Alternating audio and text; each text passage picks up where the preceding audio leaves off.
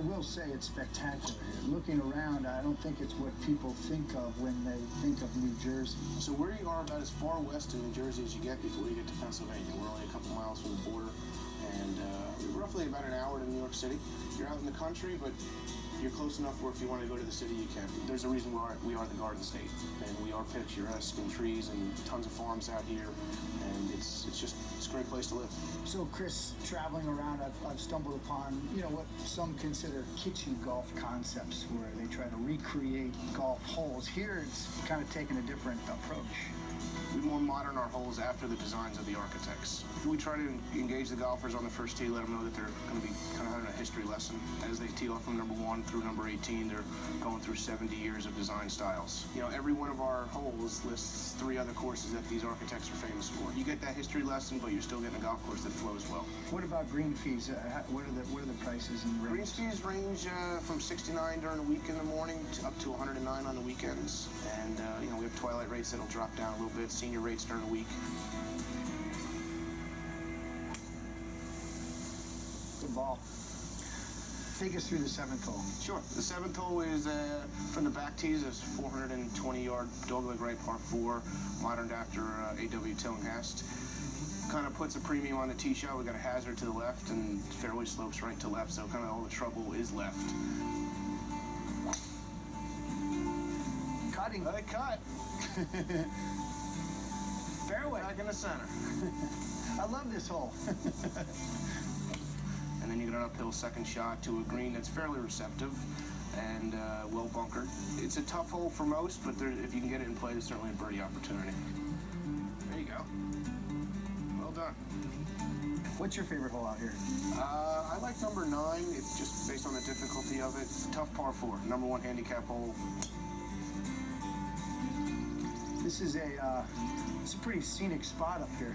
Yeah, you get a good view of the whole back 9 from here. It's a pretty good spot.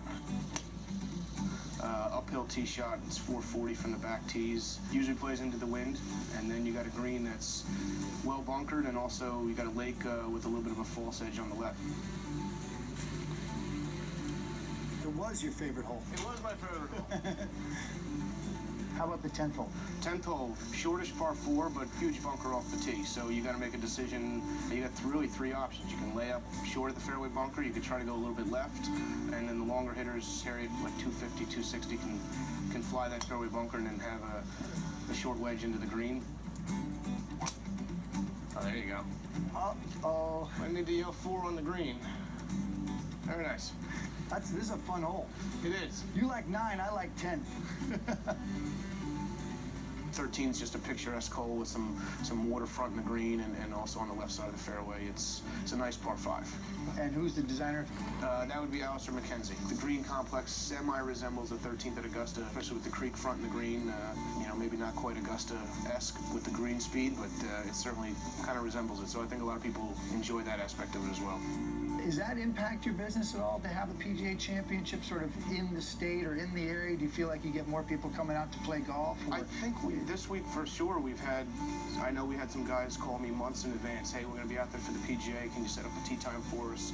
Not too far from the PGA. We're roughly 30 minutes away from Baltusrol. So we've certainly got some guys looking for some opportunities to play outside of going to the PGA.